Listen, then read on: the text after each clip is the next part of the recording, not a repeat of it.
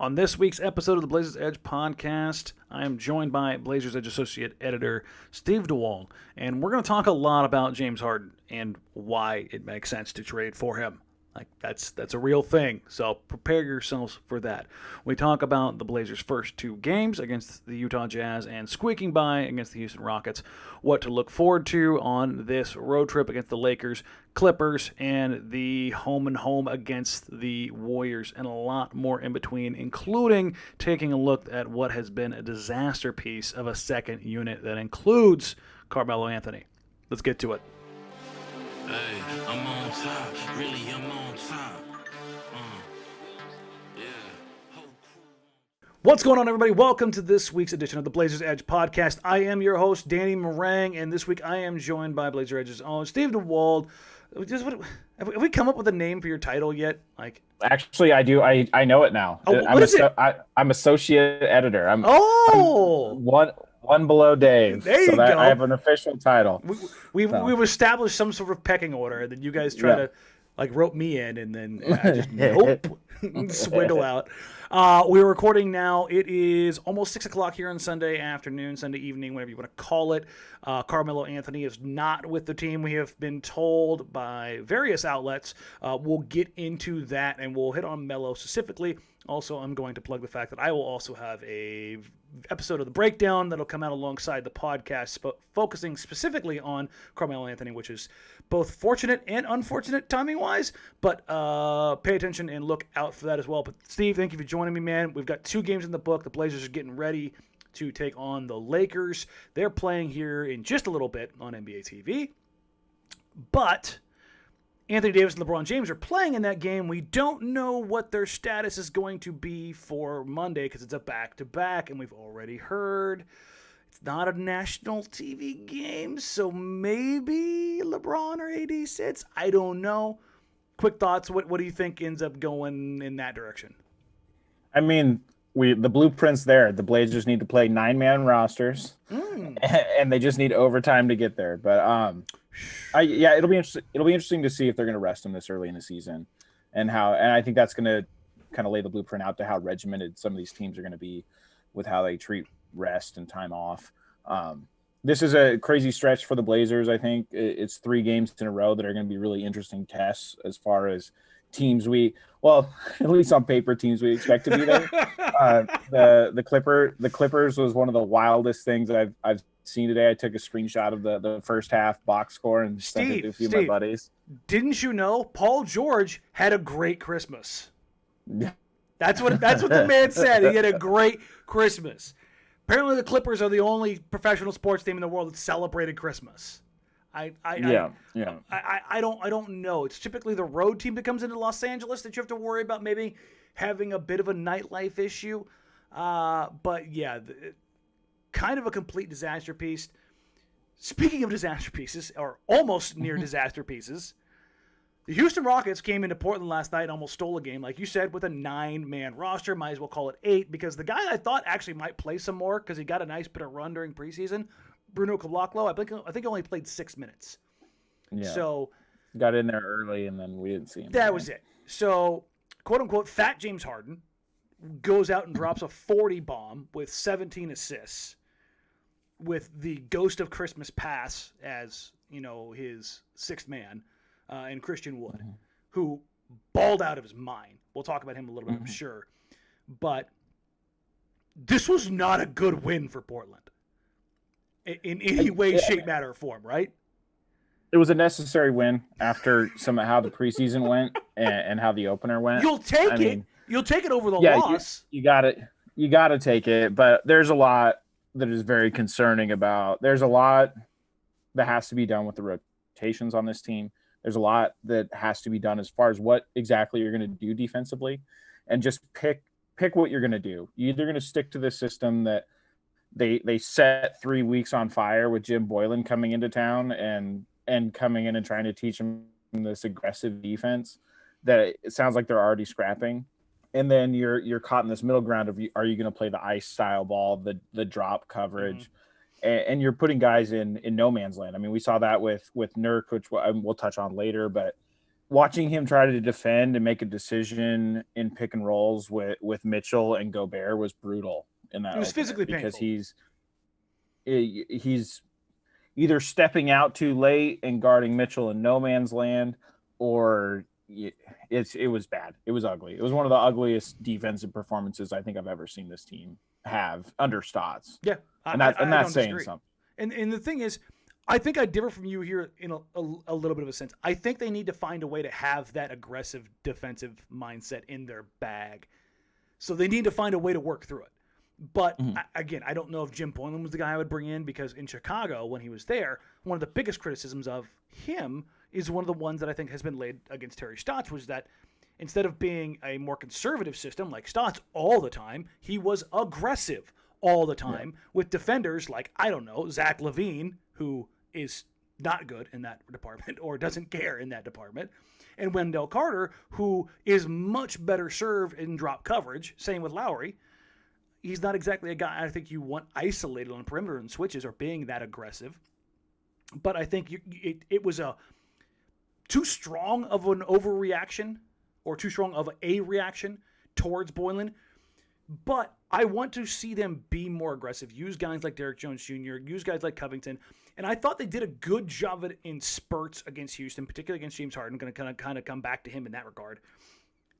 In that they tried to run different looks at Harden. They didn't do the same thing they had done in the past, which is deny, get the ball out of his hands. I think they were not on enough of the same page with personnel to be able to do that and be on that string. But they were opportunistic. They took care of the ball. They forced turnovers when they could. You know, you saw Covington and Jones Jr. both get out in transition, which are things that Portland just has not done. When Covington got out in the open floor last night and finished twice in transition, it was like, oh, happy days. Like those are baskets that Portland does not get over the last 5 years, right? Oh yeah, absolutely. And it's just, and you've touched on this a little bit, but Covington is such a quick decision maker on both ends of the floor that it's really refreshing to see that. Whereas, you know, I loved Al-Farouq Aminu, but he was very much like you could see the gears grinding on deliberate on a few occasions. Yeah. And the other thing too, though, with defensively is Covington does such a good job of taking guys off of an island. And that's just something we haven't seen Portland have, to where if he identifies that he's on a non-shooter and Nurk is out there in space, you saw it a couple times tap on the shoulder. Yeah, he gets over there real quick and switches them out, and that's just something Portland has not done. No, they have a bailout guy. But yeah, exactly. You're playing that escape style defense off those switches, and that's going to allow them to do more down the road as this unit kind of gels. So, I liked what I saw in spurts, particularly in the second half. We'll talk about why here in a little bit, but the Harden stuff in particular, we made it 5 minutes into the podcast without talking about trading for James Harden, which I think that in alone deserves its own round of applause. But we're at the point now where I've asked around to see if there's any validity to James Harden adding Portland to the list of teams. Is this for real, or is this AD adding Boston to his list? Because that's AD adding Boston to his list is a PR move. That's what that is. Is this a PR move to make it look like that he's not trying to orchestrate a trade to Brooklyn to go play with his friends in Kyrie and KD? Because the league doesn't want this stuff to be this blatant. They don't. So how do you get him to walk this kind of thing back to where you can convince enough people that, yeah, no, it's okay. It's totally fine. Whatever. The answer I got was yes. That there is some validity to it, that there is some traction to it, and that Portland would be interested if they did indeed have a package that Houston would be willing to accept. I don't know the parameters of of what a proposed trade. I don't know if a proposed trade or an offer has been made. But if you are at the point where you're not willing to include CJ McCollum, Zach Collins, and picks as the starting point to a deal for a guy who just dropped 40 plus with a match unit, who is an offensive system unto himself, to pair Damian Lillard with a no BS MVP candidate, you are out of your ever-loving mind. I get all of the I hate watching him stuff. I don't like watching James Harden. I genuinely don't. I would grind my teeth every night and then fist pump through every single win as they destroy team after team after team as they try to either single cover Damon Harden for 48 minutes or they try to send a double at one of those two and let each one of them play 4-on-3. Because both of those are bad ideas. Mm-hmm. We're watching KD and Kyrie with the Nets without much of an offensive system blow teams up. They're kind of walking through a game against Charlotte right now, but you don't look at them and go, oh, they're running this beautiful system. No, you're looking at two guys that are just shot-making phenomenons, which James Harden and Damian Lillard are.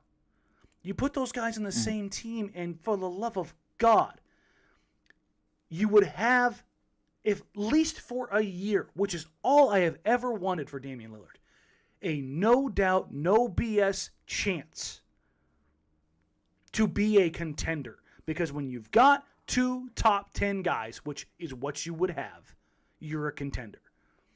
And for everybody out there saying this, that, or the other, I don't care. I don't care. This is when I talk about the frustrating thing about the Portland fan base. This is it. I'd rather have the cute stuff, the fun stuff. I want to be, no, for the love of God, no.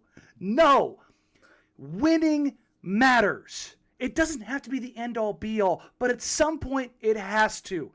And this is you, Steve, to stop my rant for a second. Where would James Harden rank as a trailblazer on day one? Well, just to kind of clean up some of this stuff. I mean, we're on the same page here, and it's funny to have both of us on the same podcast because we're not going to get a lot of disagreement. No, trust me, I wanted to get somebody else on here who is also going to disagree with me, but most people are to the point of, yeah. So here's what I would say is the Blazers have had one MVP winner ever wearing a Blazers uniform ever.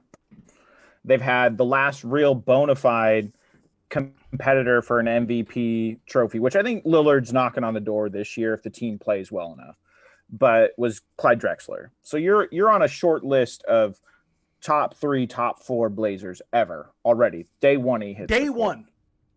The other thing too is this is the trade you make when you can get these MVP candidates in their prime do not come available very often. Kobe Bryant is the only other one that I can think of when he asked out and wanted to go to Chicago before they got Powell and Lamar and made those deals to that second-generation Lakers team. The thing that is so attractive about Harden for me is just look at his track record. He, at the height of the Warriors' powers, he took an aging Chris Paul and Clint Capella at center. Like, these are all positions the Blazers are better at. Damian Lillard is light years ahead of where Chris Paul was at that time. I mean, maybe not light years, but considerably above where he's playing at. And especially you're talking an NBA style where you can stretch the floor and really punish opponents. Damian Lillard's there. And that team took the Warriors at the height of their powers with Kevin Durant. Everybody healthy. Yeah. To the brink. I mean, and really, if one or two quarters and an injury doesn't happen, that team's going to the finals. They disrupt a dynasty. And yes, it is, like, I would say the one caveat for me is this, is in a series with the Lakers, let's say it's Western Conference Finals, James Harden is here in Portland, CJ McCollum is part of the trade package. How would you rank the players in that contest? Who 1 through 4, who are the best players in that series? Between and I don't think, well, so you'd have LeBron, obviously, would probably be number 1, the best player in that series. Sure. And then I would still say AD is probably number 2 in a playoff situation. And that is my only tiny reservation with this. I still think that team is going to give the Lakers a lot more of a problem than what the current Blazers construction is going to give the Lakers in a finals or Western Conference Finals scenario. But here's my counterpoint to that. What team right now in the NBA has the personnel to stick with a Lillard Harden backcourt? It doesn't exist. No. You could say maybe the Clippers if you've got George and Kawhi at their peaks. But now those guys, they aren't going to be as effective offensively, having to guard those two. Because Pat Beverly's barbecue chicken. You're going to put Pat Bev on Dame for 38, 40 minutes in the playoffs? No, not happening. You're not. That's not happening. And we've already seen what Dame does to PG. And you're gonna make Kawhi guard Harden for 40 minutes? And the other thing I like about this trade idea that for Portland I think is unique is, and I think there's some other teams on his list that are also this way, but Portland does not need the guarantee of a re-up from Harden. If you look at how Portland's cap is constructed, it's a 2-year plan right now. Yeah, this is a good thing for Portland. So, it allows the reset to happen if it doesn't work.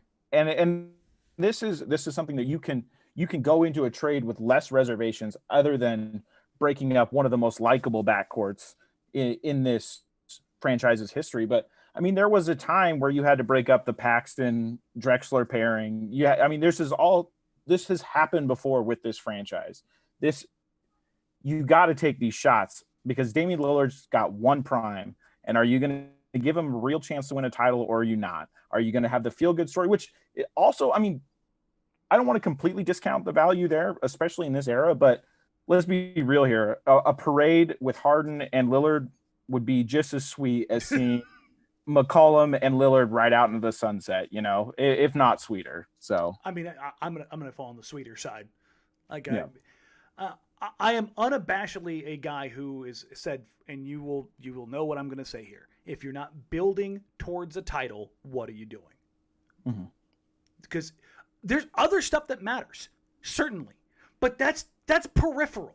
And I think that's something that gets lost, particularly in this market. And yes, Portland fans, it drives me insane.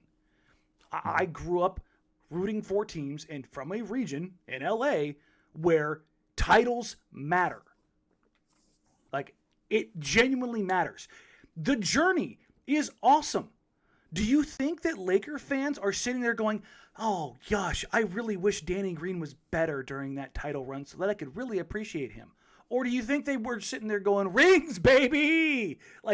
Well, I mean, Toronto is the best recent example. Is Kawhi, there's no reservations that Kawhi came there and left. The title for and it cost Toronto, them their guy in DeMar. Yeah. And DeMar is a very similar arc that CJ McCollum was on. And yes, that city is always going to have a soft spot for DeMar DeRozan, but it will never come close to what Kawhi Leonard did at bringing them a ring. It's apples and oranges in comparison. That's honestly the best comparison you could put out there. I have nobody. I am not going to condemn somebody for saying they love CJ McCollum. I get it. Here's the thing. Mm-hmm. If we're talking about a talent perspective, CJ McCollum is maybe a top 10 Blazer of all time right now. Maybe. By the end of his career, he probably is. Harden, without being here, will have been at least a top 3 Blazer talent-wise. I mean, if you're talking about in their peak, Clyde, Dame, James, that would be... And yes, I'm going over Bill Walton because of what James is in the NBA right now. He is a system unto himself. Mm-hmm. Walton was a great player. He was Hall of Famer. There's no doubt about it. When it's all said and done, James Harden is going to go down as probably one of the 5 greatest scorers this league has ever seen. Mm-hmm. I don't enjoy watching him. I don't. No. But I will grind through my teeth and bear it, especially when the package that is likely to put together is CJ, Collins, picks, and one of the young guys. I start to split some hairs when Gary Trent Jr. is involved. I do. And that's not and it's not because I think Gary's going to be the greatest player of all time. It's because I think Gary, number one, is a valuable player. He's an RFA, and that in itself has its own value. But at that point in time, you're sending out a lot of bodies for one coming back in. And if you're talking about maximizing a window, one more's got to come back. So a PJ Tucker type, at bare minimum, Daniel House, yes. So, another body that's a rotation player would need to come back. Like here's the thing. When talking about trade packages, I talked about this a little bit on Twitter. Your list for James Harden, right? Brooklyn, Boston, Milwaukee, Philadelphia, Portland. Am I forgetting anybody? Miami. Mm-hmm. So those are your teams. Miami looks awful good, and I don't think that they believe that James Harden is going to buy into Heat culture. Like Pat Riley runs things with an iron fist. There are players in the NBA who would not and will not go to Miami because they don't want to live under that structure. That is a real thing. They check your BMI, they check your body fat, they check your weight. Like, it is 100% real thing. It's why a guy like Jimmy Butler goes there and thrives. I do not think James Harden goes there simply because of that. And I don't think that they're necessarily willing to give up Harold Robinson and what would be, the necessary salary filler to make it happen. So I take Miami off the list. I think Brooklyn is one of the few times where they have so much top-end talent between Kyrie and KD, and they have the right role players. And Karras is the sixth man. Dinwiddie is a second-unit ball handler, or a secondary ball handler. Harris as a great plug-in 3-and-D guy. Jared Allen as a backup. Like, they're the right level of depth with true top-end stars. And I think the Warriors distorted how much star power you necessarily need to be a title contender. Mm-hmm. What we're seeing from the Nets is a more traditional title contending team with two no-doubt stars and a lot more depth behind them. Well, that's what the Lakers did last year. Exactly. I mean, and I think that's the Warriors distorted I agree that. with you.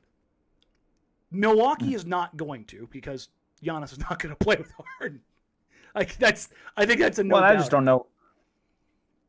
I don't know if Milwaukee has the assets. I mean, I guess Middleton's there, but like they fired away a lot of assets to get Drew Holiday there, and that's just I think they already made their move. They made their move. So beyond everything else. So Philadelphia is who you're left with besides Portland. Mm-hmm. Morey obviously has his relationship with James. It's a positive for both sides. But Morey also has a relationship with Tillman Fertitta too. So exactly. That's a. Does he want to do him any favors? Mm-hmm. Beyond that, Morey is a guy, while he likes to tinker, once he tinkers, likes to see what he has before he tinkers again. They've surrounded Ben Simmons with more shooters. They're in a situation where they didn't get to see him play in the bubble. And they're both reaching their early primes, when I say both Simmons and Embiid. I don't think that they want to mess with that right now.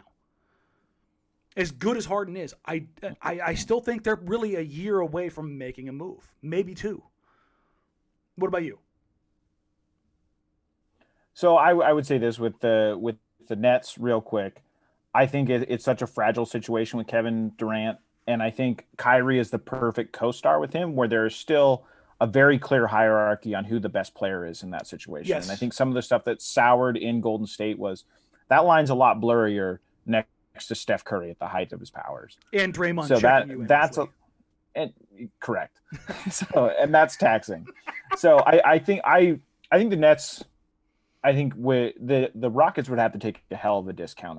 I think that I like Portland's package more. Obviously, I'm a little biased here, but the other thing, though, just circling back to this idea of getting another body back if it's a bigger contract or just a big trade, lopsided trade.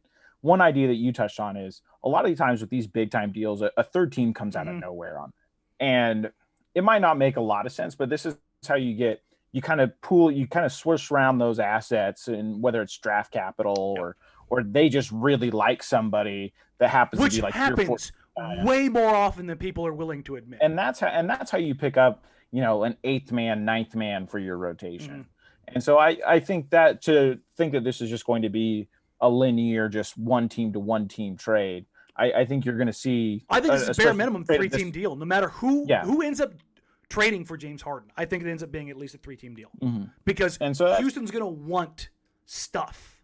Like, they want to get not only players right now to remain relevant, because Fertitta wants to earn money because all of his assets are tied up in restaurants right now, which, not exactly great for him. No. But they gave up all their capital in the Westbrook Chris Paul stuff. Like, they have nothing left, so they need to restock the cupboard for now and for later. which is where a guy like a CJ McCollum does pretty damn good in the 4 now. Not great, but pretty good. Oh, don't get me wrong. Ben Simmons definitely it does really good in the 4 now level. I mean that the Sixers package, if they ever got serious, is the best offer. That's the package. Yes. But I mean it's a two-way street. I mean, does Morey want to help out Fertitta with putting Ben Simmons in a package, or does Fertitta want to help out Morey by sending his guy up there? Like I just don't. I just think that's a bridge too far with that trade deal. So, and this is where Portland comes out. Morey finds a way. But that's the thing. Morey finds a way. This is where Portland, and this isn't me being a homer. And like anybody who's sitting there looking at like this, thinking that I'm the homer in this regard. Steve. Yeah, you are one of the harshest critics of this team, and I mean that lovingly. Yeah, this the thing is, I don't think Portland's offer is the best. If you're ranking it among all those teams outside of Milwaukee, I think Portland's offer is the worst. But circumstantially, because I think Portland would be willing and able to do it right now, that puts them in a different position than everybody else. I think Brooklyn's offer is better because I think a package would likely include Spencer, Karras, and Jared Allen, and probably draft capital because they have so many things. With me, it's draft capital, but I'm automatically putting Trent into that trade package in my mind. Okay. So and then I think it gets a little more even. I think it depends on how you view CJ in the hierarchy of Dinwiddie and LeVert. So. Well, you know where I view him. I think he's right there, and this is going to piss some people off. I think Spencer and CJ are different versions of the same player. One's more drive happy and a little bit more of a playmaker. The other one's more of a creator off the bounce and a better shooter. It's who do you want to be your offensive initiator? Yeah. Like it's all in the eye of the beholder in that regard. And also I just generally on this trade, I think for the fan base, I think it really I think for me, it cuts between the Drexler teams. I was too young. I remember those teams, but I was too young. I was not watching the team critically. By the time, like I'm 5, I'm not. Clyde Drexler is awesome. I got a lot of T-shirts and sweatshirts. I want to be like Mike, and then it's crossed out and says Clyde. And so then you have where I think you fall into this category, where like the team I really came of age with, where I was really locked in and paying attention to what was going on, was the traveling all-stars.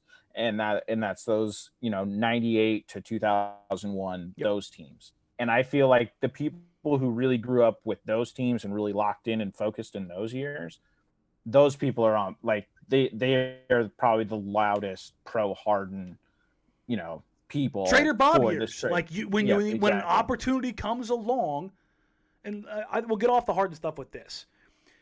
Portland has one path to get, 1.5 paths to get a guy like this. They draft them, which they haven't, or what hasn't happened in their past ever before, there's a option to trade for them. They have this would be the single biggest acquisition in the franchise's history. Outside of a draft, this would be it. Trade, free agency, whatever. This would be the single biggest acquisition. I can't stress that enough. So if there is even the smallest chance that this could happen, and it does not cost you your cornerstone guy in Damian Lillard, and as I understand it, Houston isn't interested in Jusuf Nurkic. They've got Christian Wood under contract. They're going a different way with big men. And they've got him for a great deal. So why put a guy there that doesn't make sense? And I don't think that they view him in a sense of capital that they would somebody else, like a Gary Trent Jr. I think that's a much more viable piece that they could, if they weren't going to keep him, they could flip him for other assets down the road.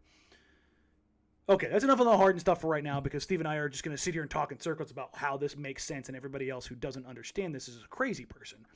But while it's also true, let's talk about the game in general. Houston, Portland. We're going to try and keep this podcast a little bit shorter than usual just because the games are coming every other day for the entire month. My quick takeaway, shoot the first half into the sun, especially the bench unit. Damian Lillard is still stupid good. CJ, when he gets hot, is a 50-point guy when he wants to. When he gets like this. And it's nice to see Nurk actually care again. Game 1, he was a dumpster fire. It was incredibly bad. Lethargic, not engaged, not where he needed to be, looked gassed, looked like he was channeling his inner Tony Kukoc and was going to the bench to have a heater in between shifts. Everything about that was bad. Like that Utah game could have looked a lot like the Mavs Clippers today. Like I don't think people understand how bad Portland played in game 1. It was awful. It was extremely bad. Much better effort, especially in the second half. Nurkic ended up with 12 points, 11 boards, 6 assists. As I went back and watched the game this morning, Nurkic could have had a triple-double. Like he hit guys that just missed shots. His playmaking was sublime. A few things defensively that I definitely wanted to see. A little looking at the box score stuff, Derek Jones Jr., Robert Covington, not huge numbers, much more impactful otherwise. Getting deflections, communicating, getting opportunity, easy opportunity points. Just good stuff, and I'm going to gas my guy up here. Shout out to Anthony Simons getting on the floor and playing with confidence. You love to see it. You'll love to see it. A couple blocks, a steal, initiated the offense, knocked down a couple threes. I love it. I love to see my guy shine. What were your points, your takeaways from Houston, Portland? Well, first off, I just want to say that I was fortunate enough I didn't watch the first half till this morning. Oh God. I was watching. Oh God. I watched the full game today, so I watched only the second half yesterday because I was watching your Raiders blow a game to the Miami Dolphins. Yeah. So we're going to the playoffs, hopefully. So, but my takeaway is this: I think this team has a long way to go, but I think we saw the first steps of some of that potential that some of the hype was about in the preseason. I think for me, some of the stuff you didn't touch on, which I agree with most of the stuff you touched on, was Rodney Hood finally kind of started to look like Rodney Hood in the second half of that game. It's going to be a long road back. Yeah. And you have to take the grain of salt there. So if you hear me be critical of Rodney Hood, it's not necessarily of him. It's more of, is the team picking the right spots for him? And It definitely looked in the second half that he belonged on the floor. His foot speed looked a little better. He definitely was right place, right time. Another guy that I know we're going to touch on is Kanter. Kanter can't miss right now. I mean, yes, it's literally missed one shot. That's it. And really, he's one. I think Nurk is still like, I think he had a much better game yesterday, obviously, but I still think he's not doing as much on the glass as I would like him to do. And I think Kanter definitely fits. He just fits that traditional 2005 third big man where it's, I'm going to get boards, I'm going to get easy buckets. Everything that drops to me, I'm going to put back up. And it's all stuff that you're fine with because if it's he's Zach doing Randolph. That, it's 2004 Zach, like you said, 2004, 2005 Zach Randolph. I'm going to use my big butt. I'm going to screen. I'm going to root people out, and I'm going to get offensive rebounds and putbacks that I shouldn't go up with if I'm like 99% of the rest of the NBA. But like my literal niche is I can out rebound 3 people, and then even though I have no bunnies whatsoever, I can score over 3 guys because I use my big butt and my big shoulders, and I clear out space and go straight up. Like it defies all logic and physics, but he consistently does it. So I've gotten to the point where, at least with me, if he gets an offensive rebound, I'm like, it's yours. Go ahead and go up with it, man. Like he's earned that right. The big thing is when he's getting offensive boards and he's going right back up with them. The most important part of this, and I'm going to sound like a dick here, but it means that he's taking the shot and not Carmelo Anthony. And right now, which is a great segue. when Carmelo Anthony is not taking the shots, it's looked considerably better. Like I will give you credit for this. Is something I always said was, oh well, he's going to want to play a couple more years. Even I don't think he's going to go to the Knicks right away. And you're like, no, anything after 36 is double, and it looks double, probably triple. Like that. He looks like he has aged considerably since the last time we saw him. And I mean, it's early in the season. It could get better, but like usually Father Time isn't wrong on stuff like this. So it's been rough to watch. And I know that you've got a lot on it, so I'll let you touch on it. It's just, I've gone through it. It's only been 2 games. I'm not trying to overreact to it, but it has been abysmal. It has been my worst fears realized. It has been everything that I thought. When we heard the press conferences, protect his legacy, all that stuff, I was like, They told him he could run that second unit. That's what they told him. Like, it was just like, you've got to be kidding me. And that ball is going into that mid post, and it is turning into a god awful shot every single time. It's the inverse of what Mo Williams was doing in the backcourt at his worst when he was with Portland in those early Dame years. He cleaned up some shots in the second game against Utah in the second half when they were down 20, 25 points, and he was scoring against the back end of the Jazz bench, one-on-one, and Utah is just kind of walking away. I don't care. He, in the Houston game, whether it was Nwaba, whether it was House, whether it was Tate, it didn't matter. Melo does not have, right now, the foot speed to get by anybody smaller than him. He may not have the foot speed to get by many guys bigger than him. He doesn't have the quickness or the elevation on any of his post moves right now. I think he's been blocked 2 or 3 times on his post spin fade. Everything that he is doing, that when the ball goes to his hand and he is trying to create and have things run through him, is a net zero. It is ineffective on every single level.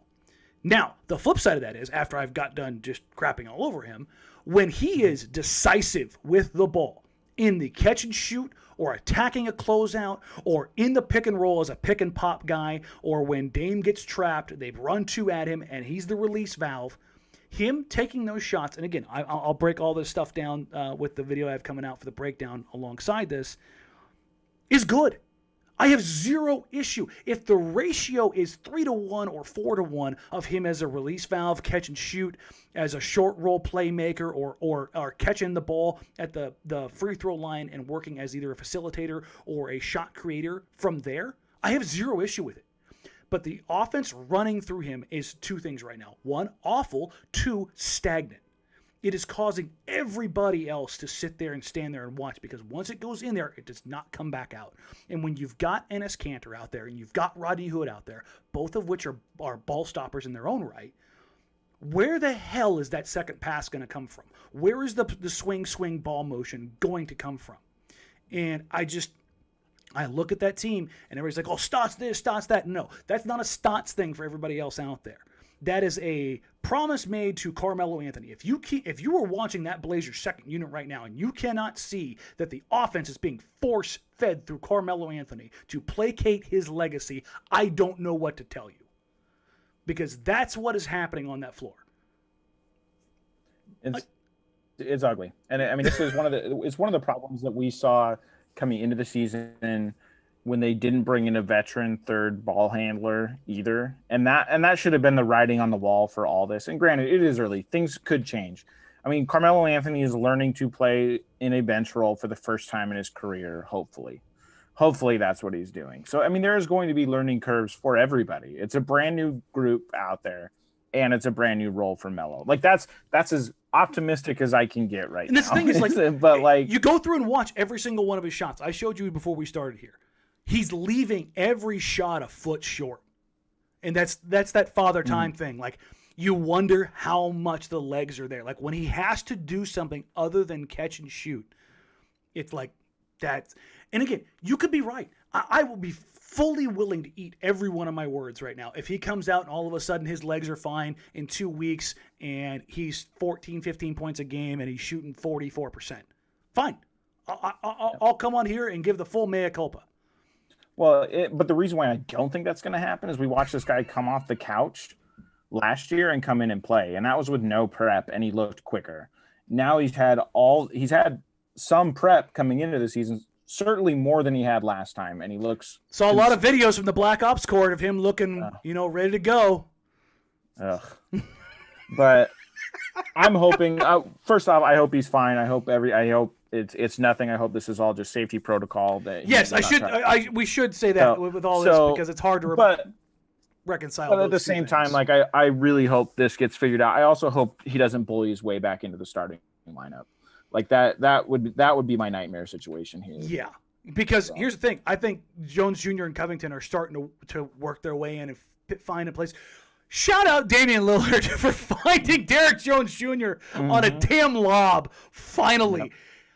Good God, that pass is awful. Yeah. But holy hell, what a finish by DJ.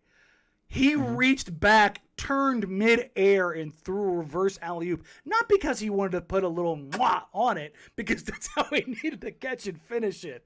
But good Lord. I hope that's the beginning of a beautiful relationship, because, man, that's a lot of free points. Yeah, well, and then also, I mean, I just love, there was at least one play yesterday where Nurk just pivots from the high post facing downward and then just drops it right into him. And like that, I think Derrick Jones Jr. is going to be a huge fan favorite for this team. I mean, granted, you covered that when you talked to him, is he just seems to have the right DNA for this fan base. And I mean, yesterday, Jordan Kent commented on it, but it was DJ that was taking the shots to the face instead of Nurk last night for some reason. Poor guy got rolled 3 times last night. Nothing endears you faster to the Portland fans than just getting waylaid and then not getting a whistle. We touched on Kanter there a little bit, but I want to kind of roll it back. Kanter's been good enough. I mean, just go ahead and put it that way. He has been exactly as advertised what we expect. He's very bad in the pick and roll coverage, especially when you ask him to come above the free throw line. That can't be something that's done with him. It's just can't play Kanter is a thing. And we've referenced the Steven Adams conversation with Fizdale before.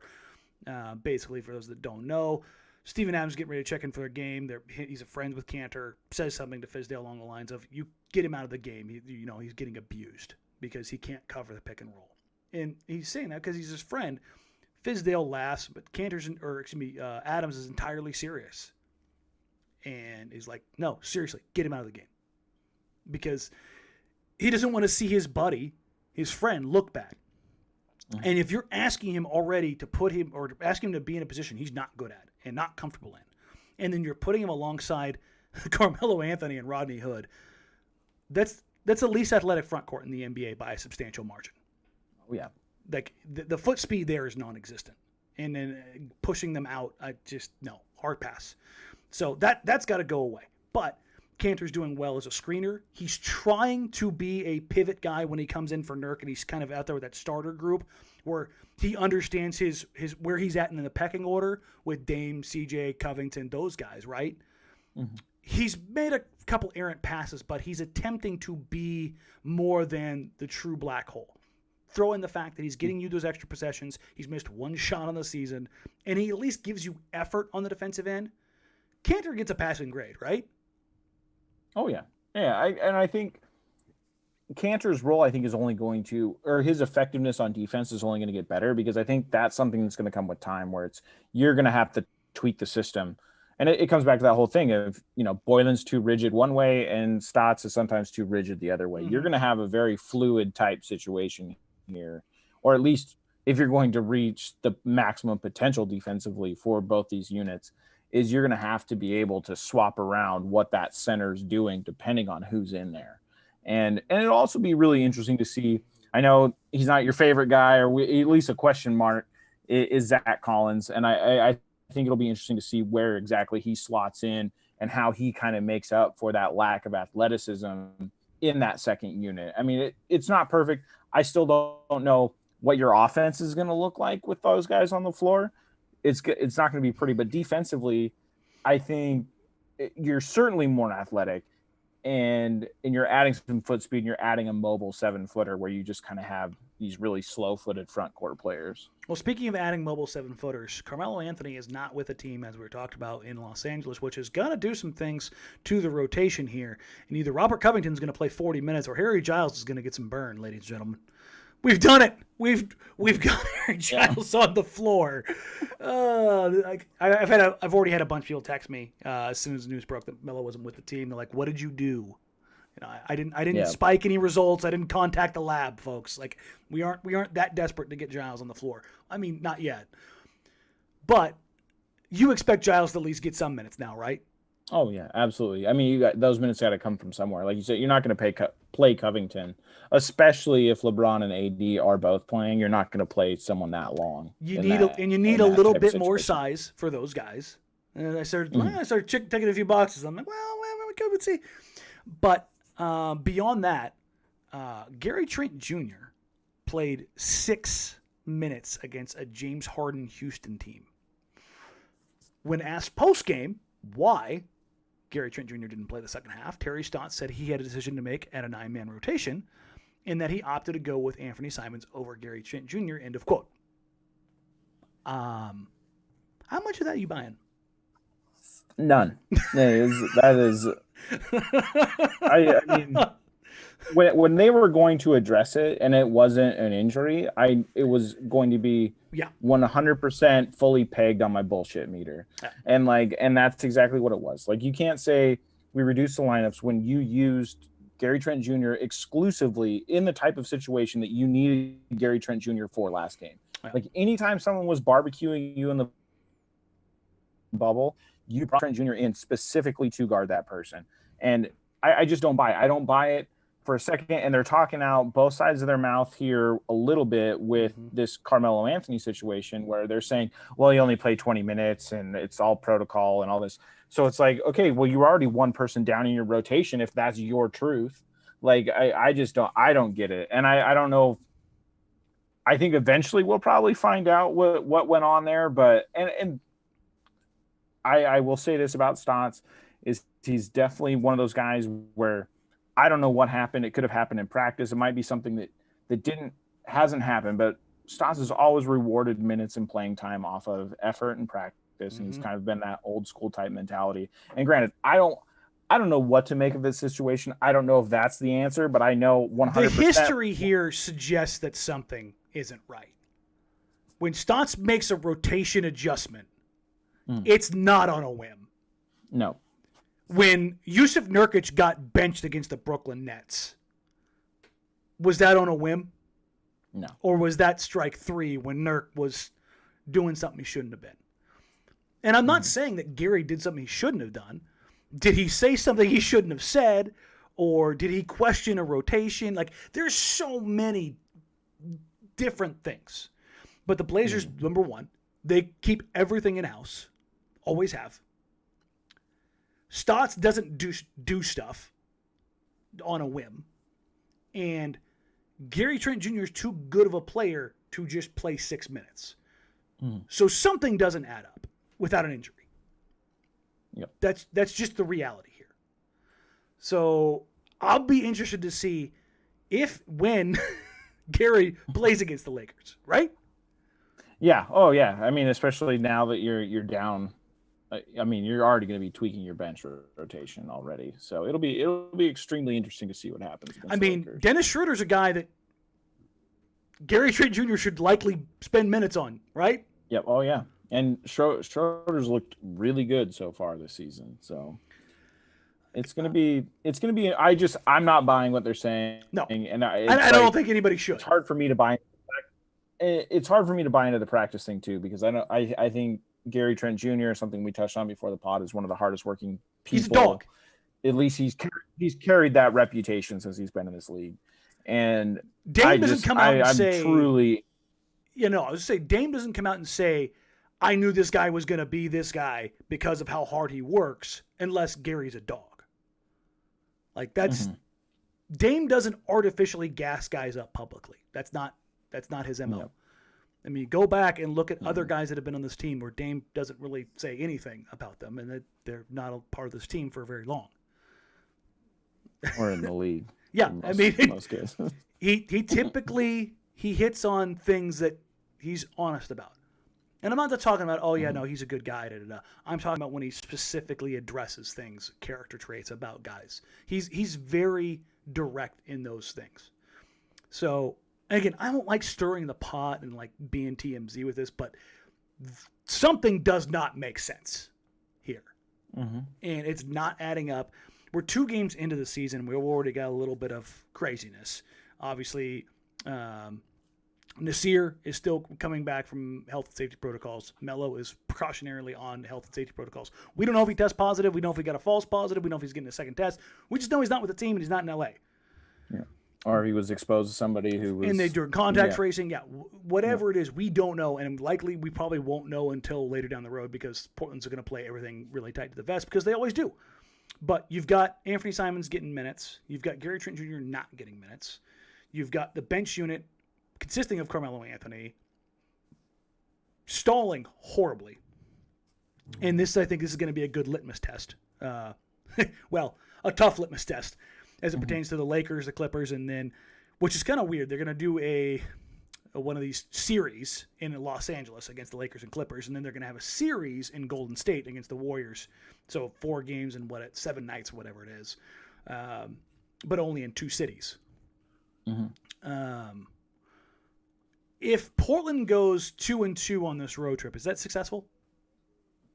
I think so. With what we've seen so far late in the preseason and what we've seen so far to start the season, I think if they come home at 500, I think that'd be a success. Is 1-3 okay? 1-3 might be my best case scenario for this road trip. So, I mean, I don't know. I mean, the Clippers certainly didn't look good today, and the Warriors have not looked like world beaters at all. I mean, they haven't looked like beaters, so let alone world beaters. No. So, what do you got coming up, man? I'm actually going to cover a lot about what we talked about today. I'm going to finally speak up on the Harden thing and probably voice my support on the site since we've had.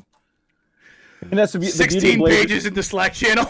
Yeah, the beautiful thing about Blazers Edge is, we feature a lot of work where we don't necessarily agree. Doesn't mean we don't respect the other viewpoints, but I don't think anyone's come out and really said the definitive, this is why I want James Harden in Portland. Kind of what we're doing here too. Like it's, yeah. Like I'm not trying to mince words. As much as I hate his game and everything really about him, I'm willing to take that bullet and just you know what? I'll go with it. And I think that's kind of where we're both sitting at now. Well, thanks for hopping on, man. For those that don't know, I snagged Steve short notice because I got stood up by somebody else who will remain nameless. It's the 2nd week in a row. I am still working on getting Harry Giles back on the show. Obviously, with the schedule is the way it is a little bit funky. Had a scheduling snafu, but he is still interested in coming back on the show, so we're looking to get him back on as soon as humanly possible. I will also be reaching out to a couple other guys and hopefully have them on throughout the season. Thank you, everybody, for listening, for supporting the show. Like, subscribe, rate, review. We're on all of your platforms. We're on Spotify. We're on Stitcher, we're on iTunes, Megaphone. Obviously, Spotify has bought out Megaphone, so if you get your stuff through them and all of a sudden you see it being routed differently, Spotify's your new home. Enjoy. I'll have more, like I said, on Carmelo Anthony, on the breakdown coming up. I'll have a few more pregame shows, and I will get a schedule. Eventually, I will get a schedule for what I'm doing, these pregame live shows. Thank you for everybody who has come in and checked them out. I've had a blast doing them. The interaction has been great already, so I'm really looking forward to doing those throughout the season.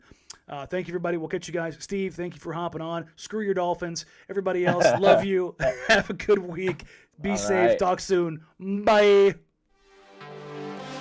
Hey, I'm on top. Really, I'm on top. Yeah, whole crew on top. Really, we on.